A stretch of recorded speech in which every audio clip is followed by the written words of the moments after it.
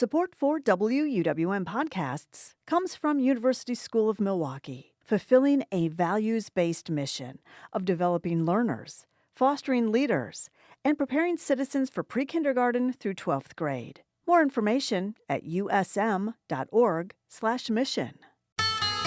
From 89.7 WUWM, Milwaukee's NPR, this is Lake Effect.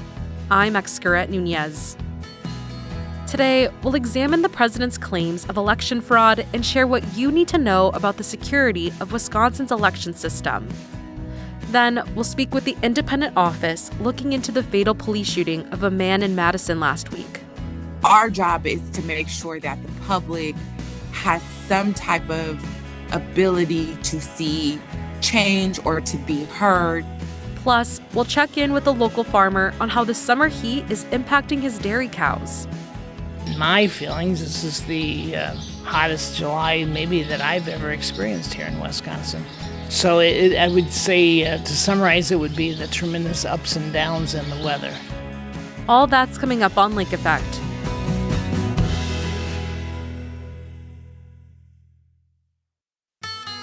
This is Lake Effect from 89.7 WUWM, Milwaukee's NPR.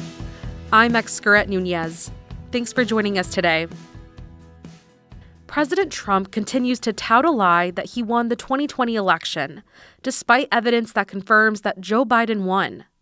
While Trump continues to focus on what happened in 2020, these claims about election integrity matter in a midterm election year, when voters are counting on the voting system to be safe and secure.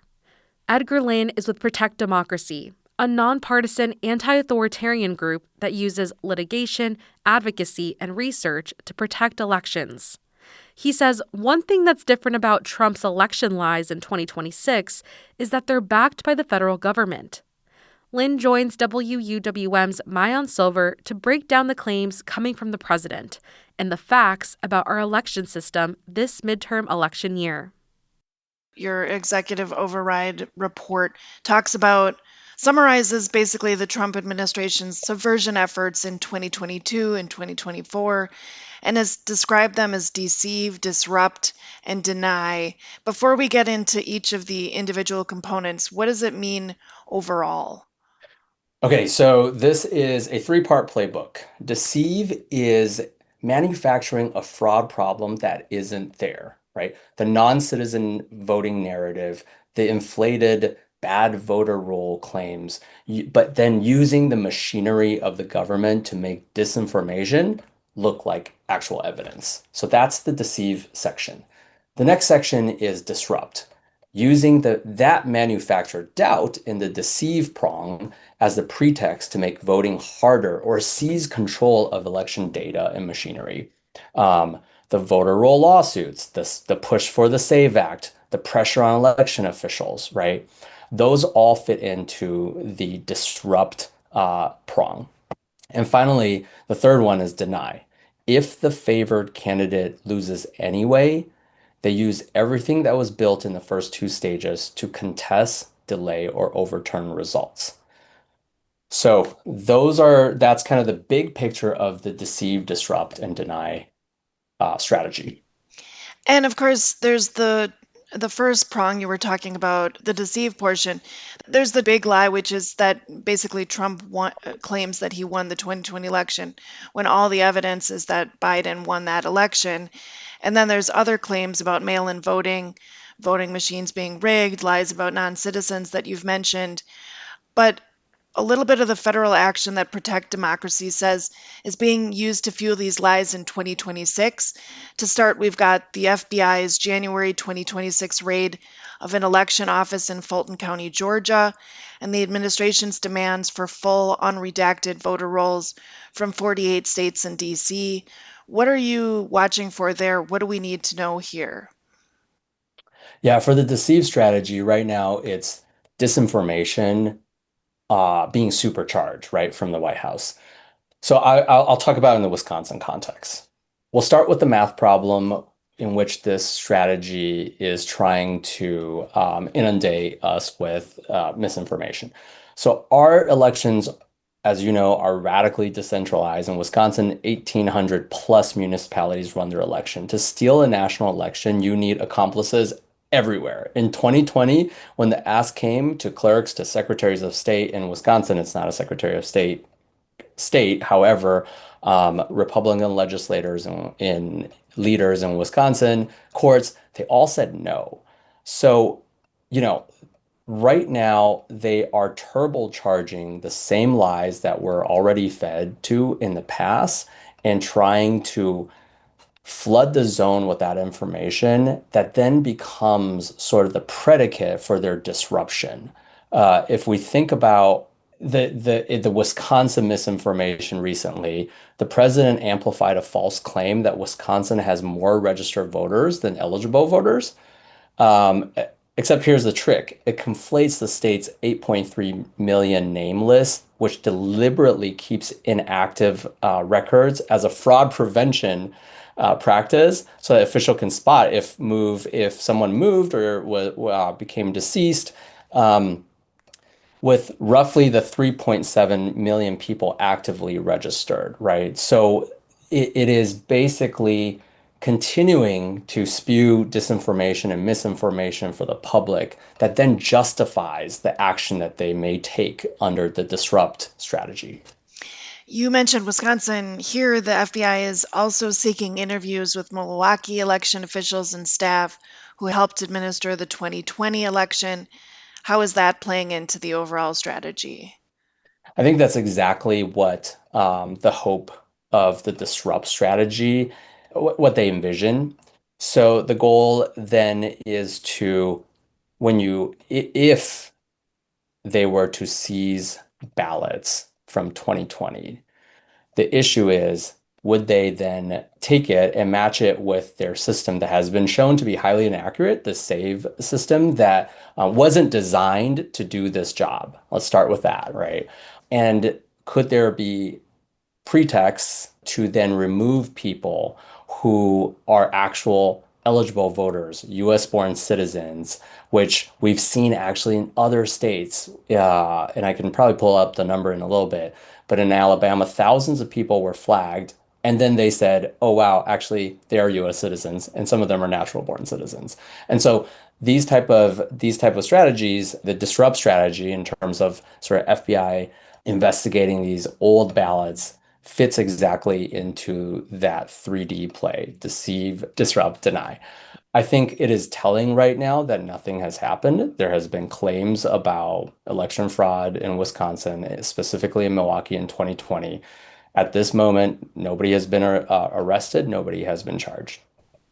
This is Lake Effect. I'm WUWM's Maayan Silver speaking with Edgar Lynn of Protect Democracy, a nonpartisan anti authoritarian organization.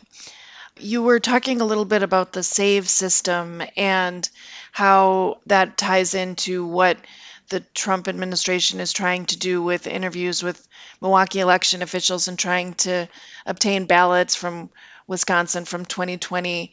Can you just spell out and just define what all the elements are of in that approach there, what the SAVE system is, how what you think that Trump is trying to get at with these interviews, that kind of thing?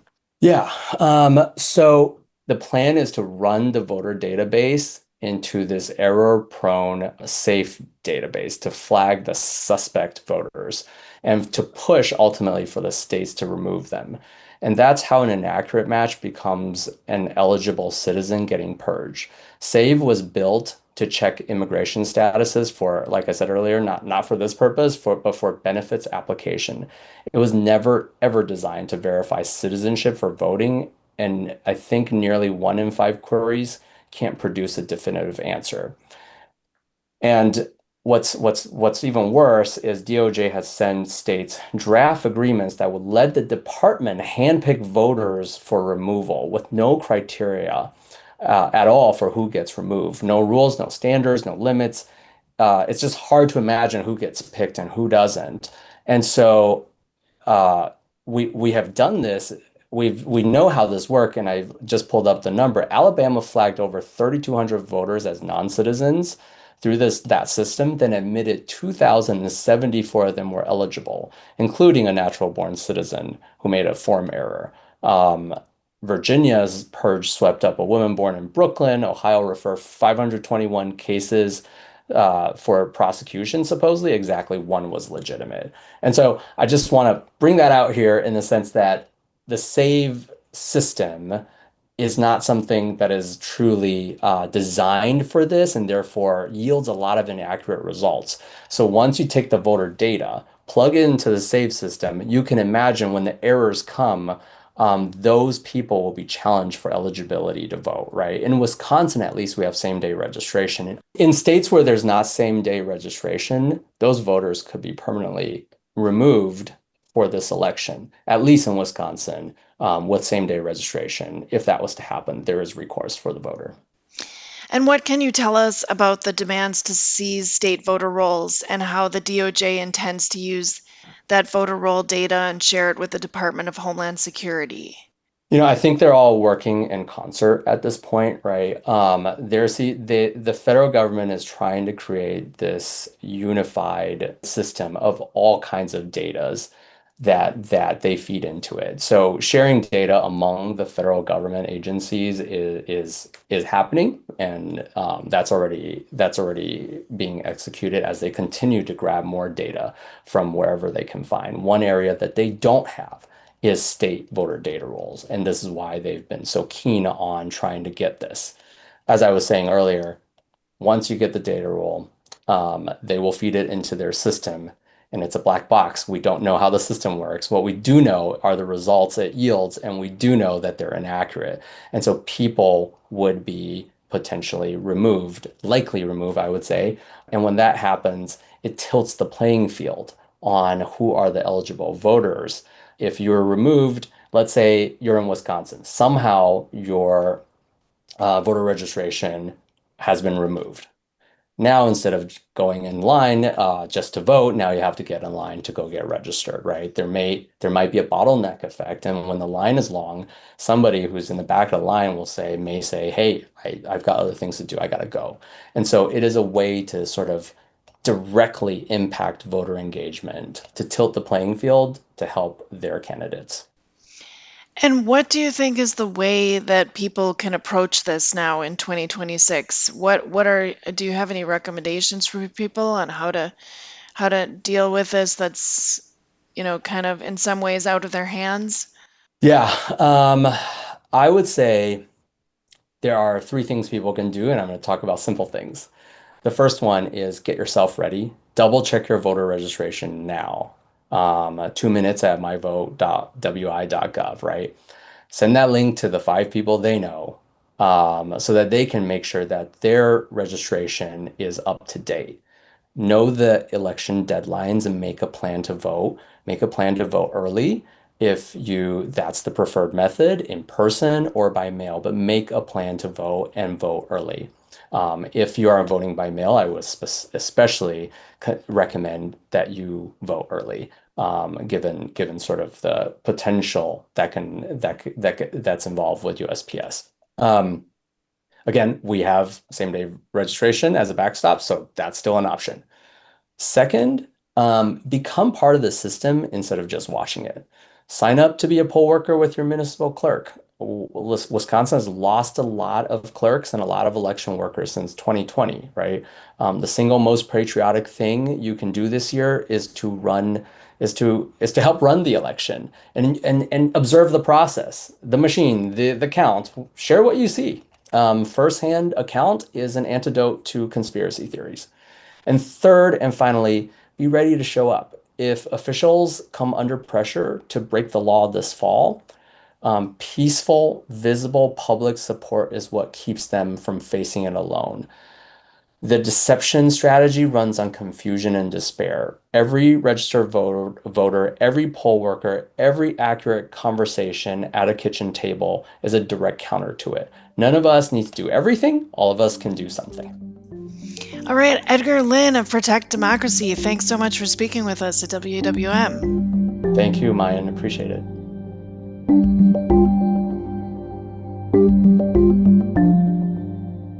Edgar Lynn manages state-level election protection work at Protect Democracy, a nonpartisan and anti-authoritarian nonprofit that aims to protect elections. He spoke with WUWM's Mayan Silver. Election integrity is one of the top questions we've seen coming in through WUWM's voter survey. If you have a question about the upcoming elections, you can fill out that survey at WUWM.com.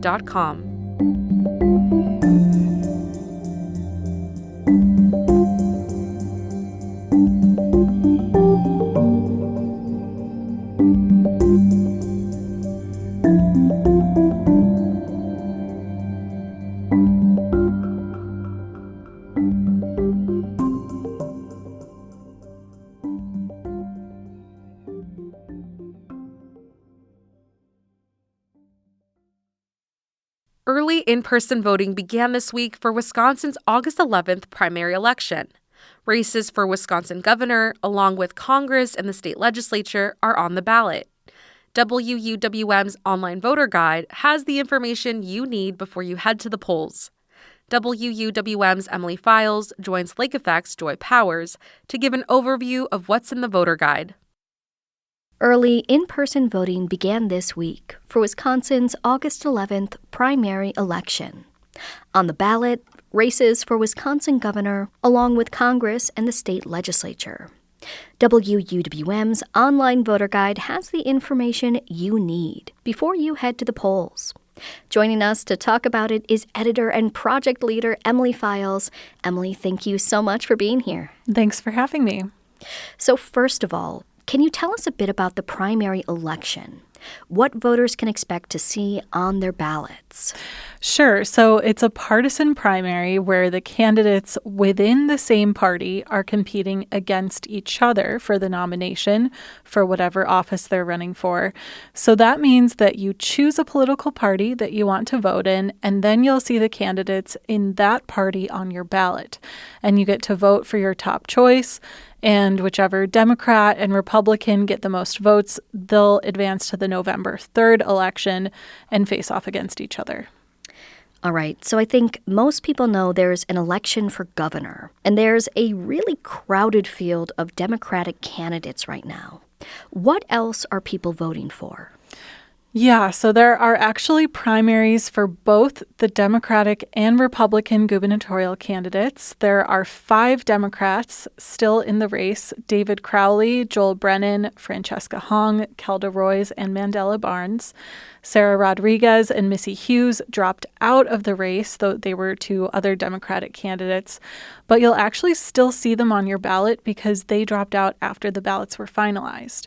And then in the Republican primary, Tom Tiffany has a long shot challenge from another candidate, Andy Mansky. How can the voter guide help people as they're figuring out who they want to vote for in this race? So we sent a survey to all of the candidates, and we asked them about their state budget priorities and how they would address concerns about things like affordability and data centers. And their answers are in our voter guide, so you can take a look and see whose stance most aligns with what you want to see in our future governor. So a lot of good context as you're heading into your polling place. Now, of course, that is far from the only race on the ballot. What else are people voting for? For sure. So depending on your political party, there are also primaries for other statewide offices: lieutenant governor, secretary of state, and state treasurer. Our voter guide has information about what those offices actually do, and we ask the candidates about what they hope to accomplish if they're elected. And then, of course, we have congressional races as well. What does the voter guide have to offer for those? Yes, so depending on where you live, there might be a competitive primary for which candidate from each party gets on the ballot in your congressional district. And our voter guide has information for the districts in southeast Wisconsin, our coverage area. There are districts 1, 4, 5, and 6. And we asked the candidates in those races what federal funding they would work to secure for Wisconsin and what Trump administration policies they agree or disagree with. So again, you can find that in our voter guide. Now, this is also a big election for the state legislature. What can people learn about those races? This is really the biggest part of the voter guide, the part that takes the most work because it's the most races. So every 2 years, there's an election for Wisconsin's 99 assembly seats and half of its 33 Senate seats. And this is only the second election under more competitive maps where Democrats have more of a chance of getting control in the legislature after years of Republican control. So there are a lot of races in our coverage area of southeast Wisconsin, of course, especially for state assembly. I believe we had around 30 assembly races in our coverage. We have around 30 in our coverage area. So we're building voter guide posts for all of those. And you can find the information on the candidates, especially those with competitive primaries. We made sure to get that information out first. And even the candidates who don't have a primary who will be facing off in November, you can read ahead for that election. So we really do pride ourselves on being one of the only sources for down ballot races like these sometimes. Oh, for sure. So to recap, our voter guide for the August 11th primary has information on races for governor and other statewide offices, U.S. Congress, and the state legislature. Yes, and if you're not sure which candidates will be on your ballot, of course, everyone's voting in the governor's election for the same candidates, but some of these races like Congress and legislature depends on where you live. So you can go to myvote.wi.gov to look up exactly what will be on your ballot, which districts. And of course, because it's a partisan primary, the candidates will also depend on which party you choose to cast your ballot with. So you can actually click on the MyVote website. You can choose whichever party ballot you want to see. Sure. Now, these voter guide posts are really driven by candidate surveys. What happens when a candidate doesn't respond? Well, we call them and we email them and we keep calling them and emailing them. And if they still don't respond, we do a little bit of our own research and write up a summary of their priorities. And we share where to find information about them. But of course, we're always hoping that the majority of candidates will respond because that we really want voters to hear directly from them. All right. Now, Emily, is there anything else that you want to add? Yeah, so we don't only want to hear from the candidates, we also want to hear from voters and from our community about what coverage would be most helpful to them leading up to the August and November elections. And the way to do that is by filling out our election survey. It's really easy, just a few questions. It's at wwm.com/election survey. And we've already been putting what we're hearing from people to use. It's informed what questions we're asking candidates and what stories we're working on. Perfect. Emily, thank you so much for sharing all of this about WUWM's voter guide. Thank you, and I want to thank the other WWM staff who contribute to the voter guide project. It's a big team effort. It definitely is. You can find the voter guide at WUWM.com/voter guide. It also has information about how to vote in the upcoming August 11th primary. One way is through early in-person voting, which is available depending on where you live until August 9th.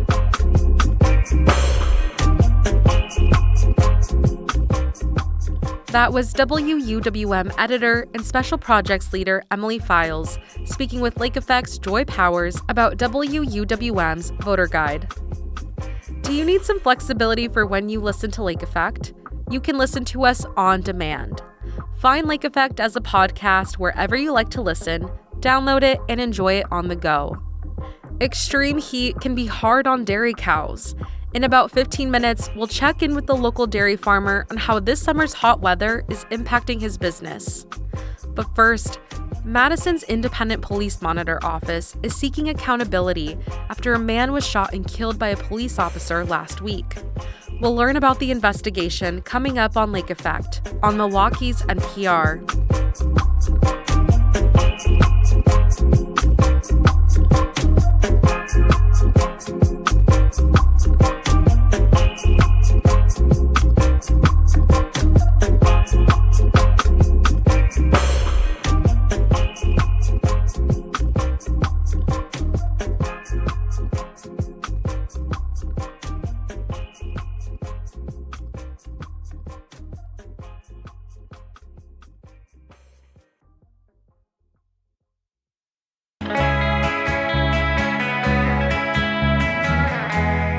You're listening to Lake Effect on 89.7 WUWM.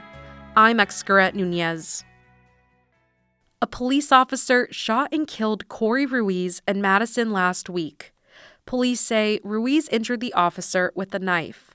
Ruiz's death happened in the same area that 19-year-old Tony Robinson was fatally shot by an officer in 2015. Robinson's death was a catalyst for the creation of the Office of the Independent Police Monitor. That office is responsible for investigating and monitoring the Madison Police Department, ensuring accountability and responsiveness to the Madison community. Aramik Glass has been the independent police monitor for the city of Madison since the end of last year. She says the office is investigating the fatal shooting, despite not yet having all of the evidence from police. Glass joins WUWM's race and ethnicity reporter, Taryn Powell, to talk about the role and her outlook on Ruiz's death. The Office of the Independent Police Monitor has the ability to audit, issue independent investigations and reports and findings, look at policies, practices, and patterns, look at the data, look at all of the different things that the police department is doing to put recommendations forward. In these independent investigations, those are the higher level. There's different classifications. And so independent investigations, how those are triggered is if there is an officer involved shooting, an officer involved or in custody death, if there is great bodily harm, if there is an incident that has to do with, sexual harassment, abuse, and something that I would deem pretty egregious. If somebody was tased, if there's a dog bite, those types of things. And then those are fully independently investigated outside of MPD's internal affairs and outside of any other investigations that MPD or anyone else does. So we have subpoena power. We have the ability to, and we should have unfettered access to all of MPD's databases, which we currently don't have. Prior to some recent cases being closed, myself and the chief had a good working relationship, and I normally receive the information I need. As of December 8th, when I started, because of some political and misinformation, there was a lot that had to be ironed out, and I had to come in and just fix and make sure that they were sharing information with us again, and everything begin to run smoother. But in more recent times, because of the releasing of some of my independent investigations, the relationship has changed because political folks have had to take positions, and chief has had to hold the unfortunate blue line, protecting what he believes his officers are able to do. So how does reviewing information from an incident go? The reviewing piece of this is that if they are a complaint that does not warrant an independent investigation and they don't fall within that classification, we can receive a complaint, MPD will receive a complaint, some other entities will receive that complaint and route it to internal affairs. And so once we route it to internal affairs does an investigation. I receive and monitor them while, do you have this information? What are you doing with this case? Where are we at? Give those updates. And then once their investigation is complete and their findings, I then review it. I review and I either make recommendations for additional disciplinary action. I make recommendations around policy change. Sometimes folks' complaints are less about wanting, discipline to happen and wanting policy or practices to change. I also have the ability to say, okay, after I looked at internal affairs, I don't agree with the direction you guys went, or you completely omitted a significant amount of information. So let me figure out what you all are trying to do, and hide and open up an independent investigation, right? If I see that there are some discrepancies or some issues or there's new information that would warrant an independent investigation. So my job is pretty comprehensive from everything. We have a piece of our process that complainants, because really our job is to make sure that the public has some type of ability to see change or to be heard, and to also have a perspective on what police have to navigate through as well, or why they did what they did, or how it works. And so we also offer either restorative justice or mediation, depending on the type of case and the avenue the complainant would like to go. If they want to, be heard and put together an action plan, we would go the restorative justice route.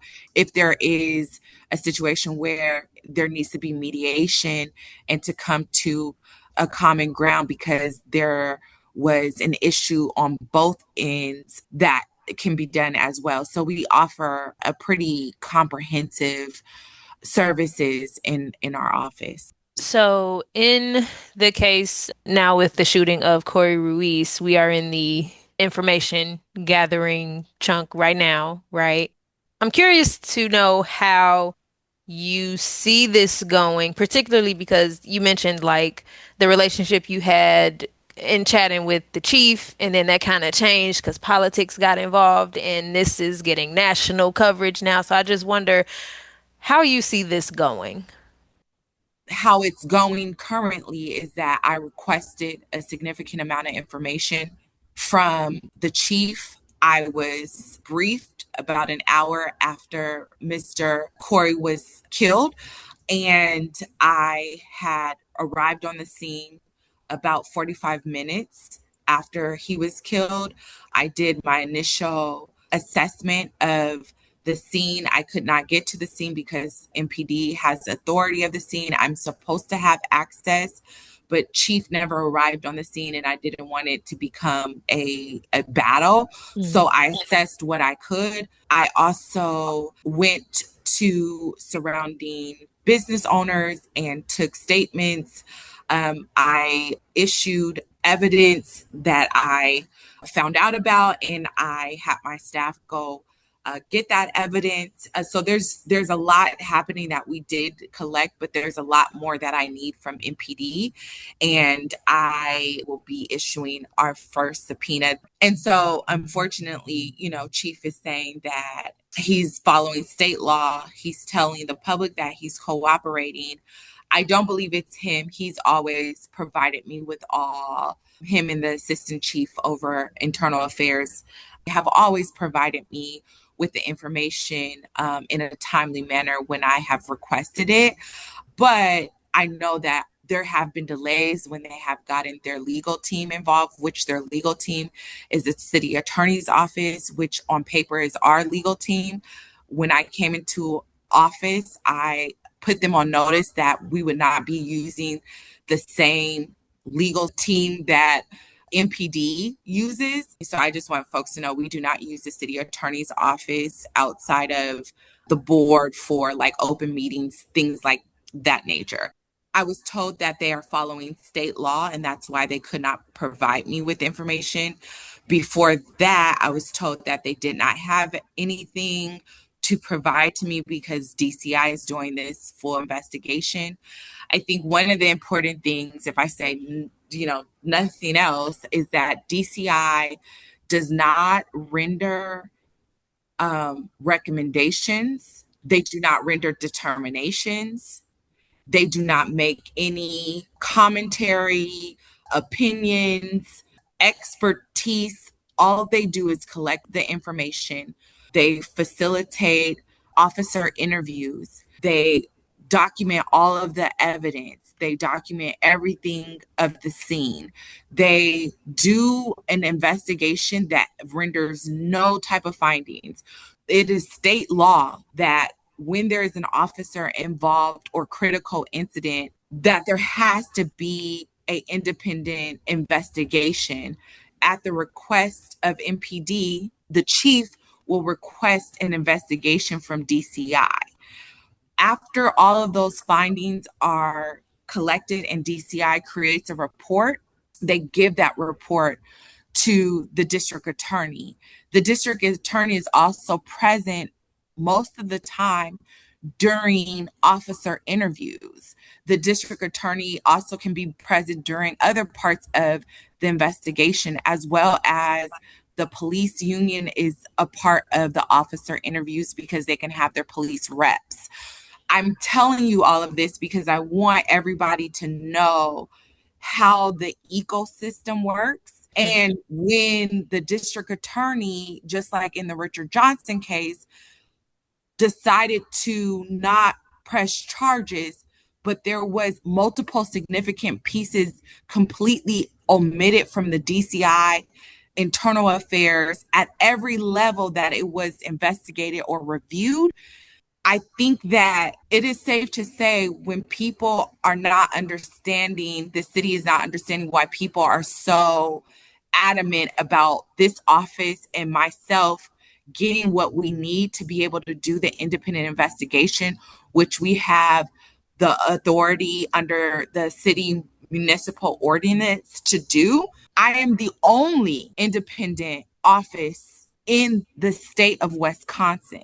So beyond the city, I'm the only entity that the community and the public actually trust to get all of the information and to be able to analyze it in a way that is fair, but also provides all perspectives and what actually happened. So I need the information. I need to be able to do my job.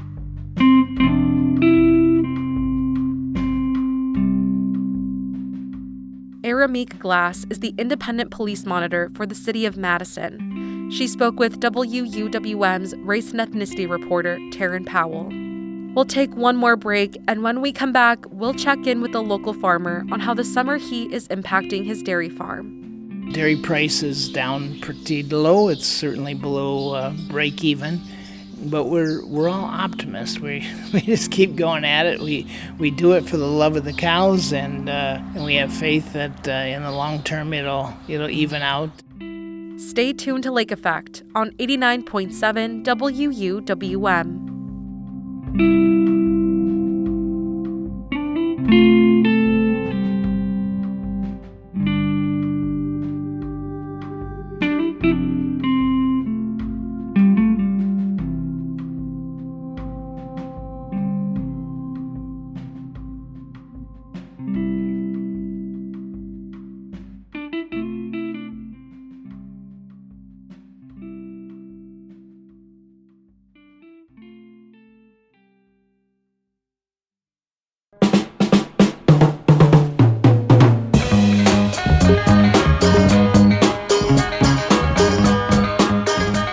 This is Lake Effect on Milwaukee's NPR.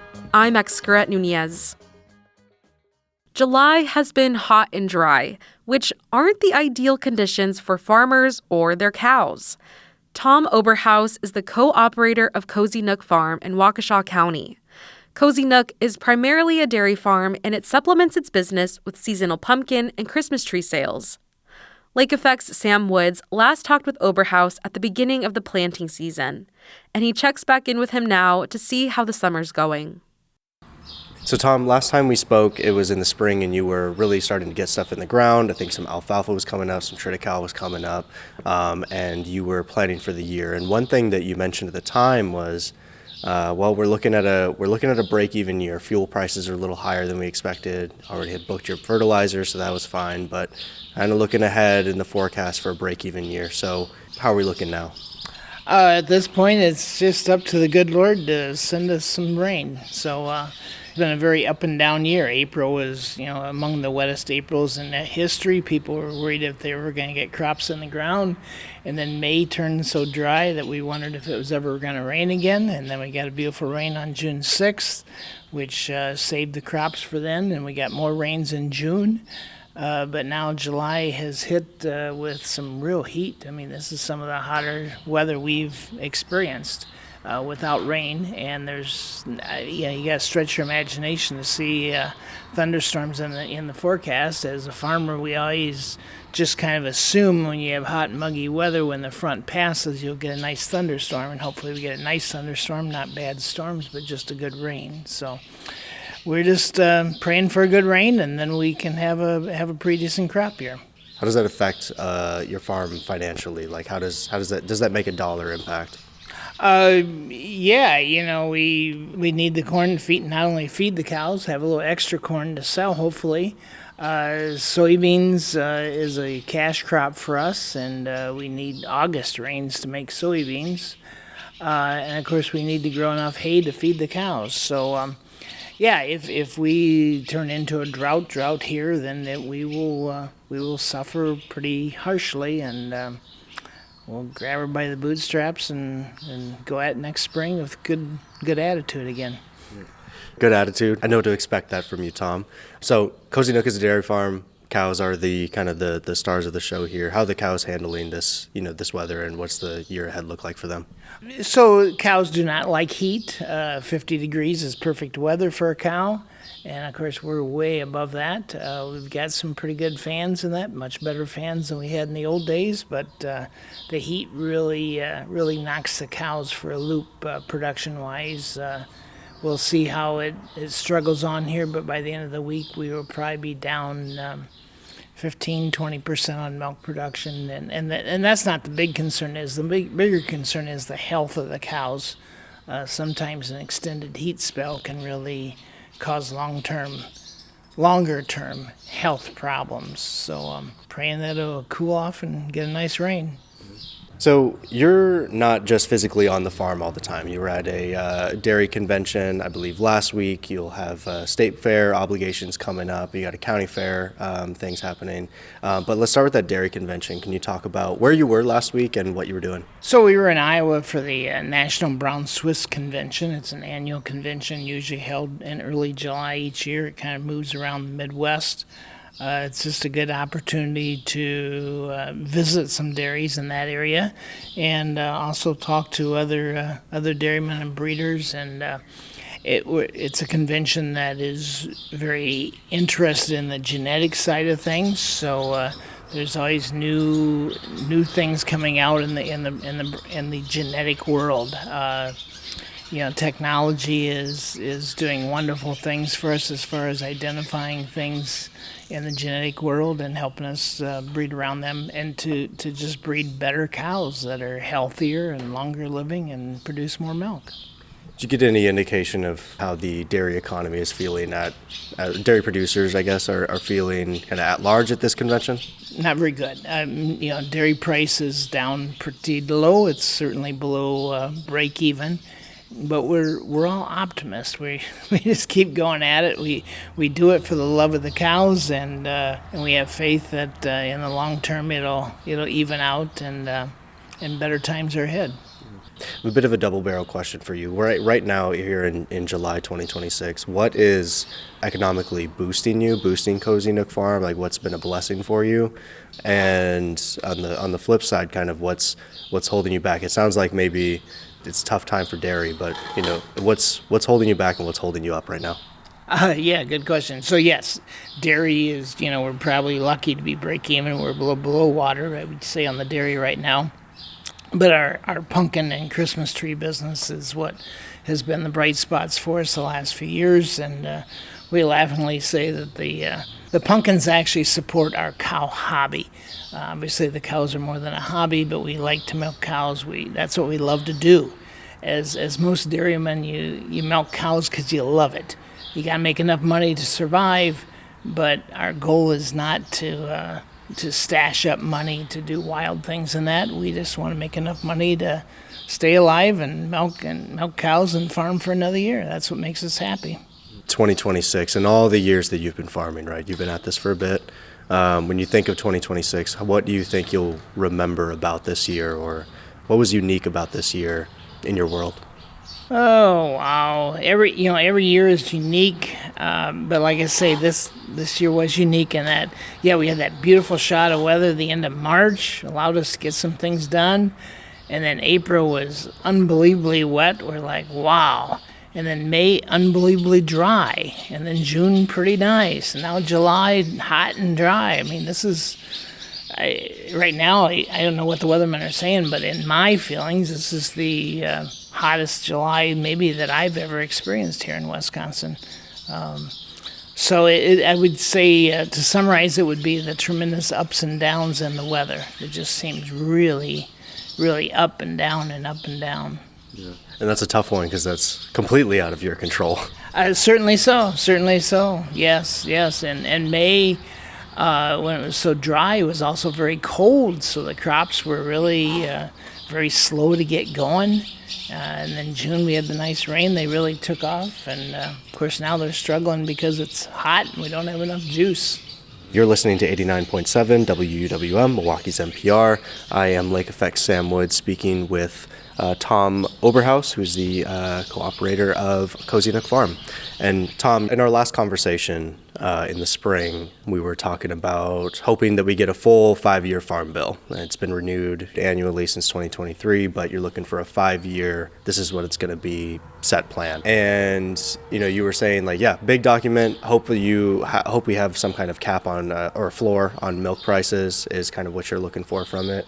But you're not just any farmer. You're involved. You're involved with the Wisconsin Farm Bureau. You were just at conventions this time in Iowa. Yeah. Does anyone reach out to someone like you to kind of have put input in what should be in a farm bill?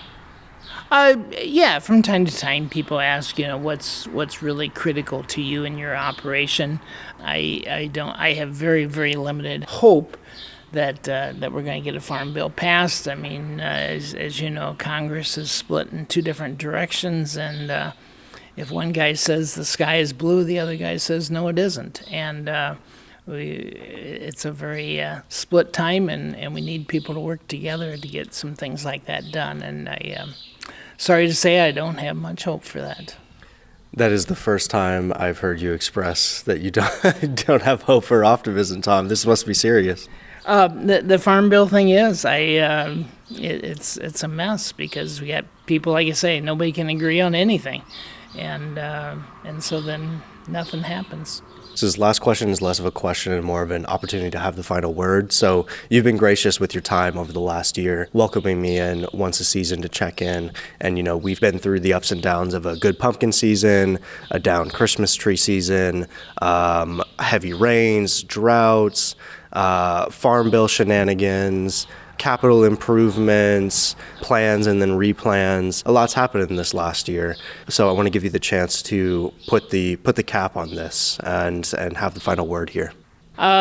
Jeepers. I first of all, I feel very blessed to be able to do what I've loved to do for the last 40 plus years. And that's true of almost everybody in farming because there's a lot easier ways to make a living. But we do what we do because we love to do it. We love to see nature. We love to see putting that kernel on the ground and watching it grow and develop. We love to see that calf being born and thinking back to what his mother and grandmother, her mother and grandmother looked like. That's what makes the world go round for us. So we farm because we love it. We all have to figure out a way to make enough dollars that we can afford to move on to the next generation, and we feel like we've got a plan here that is working for that. So I guess just feeling very blessed with the opportunity that I've had over the last 40 plus years. Well, Tom, I feel blessed that you've let me into your doors, so to speak, for a whole year. I appreciate all of that, and I appreciate your time today. You're very welcome. We love what we do, and we love to share what we do because we think people need to understand where their food comes from. It doesn't just show up on the grocery store.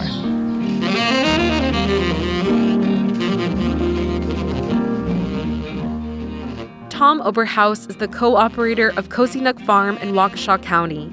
He spoke with Lake Effect's Sam Woods for the final installment of our check-in series about the changing economic landscape. This reporting is part of WUWM's focus coverage on 3 issues our community told us they care about: climate change, immigration, and the economy. You can find more coverage on these issues at WUWM.com. That's Lake Effect for today. I'm Excurette Nunez. Audrey Nowakowski, Joy Powers, and Sam Woods join me in producing Lake Effect each week, with help from Graham Thomas and Sharita Booker. Becky Mortensen is our executive producer, and Emily Files helps edit the show. We also heard from Susan Bentz, Mayan Silver, and Taryn Powell from the WUWM news team this week. Jason Reevy is our studio engineer, Valeria Navarro Villegas is our digital operations manager, and Trevor Shep wrote our theme music. If you missed any of Lake Effect this week, you can find all of our conversations at WUWM.com. And if you want to take the show on the go, you can download the Lake Effect podcast wherever you get your podcasts. Milwaukee is making its debut on the national culinary scene.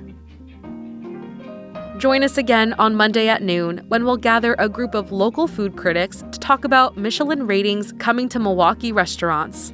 Until then, thanks so much for joining us on listener-supported 89.7 WUWM, Milwaukee's NPR.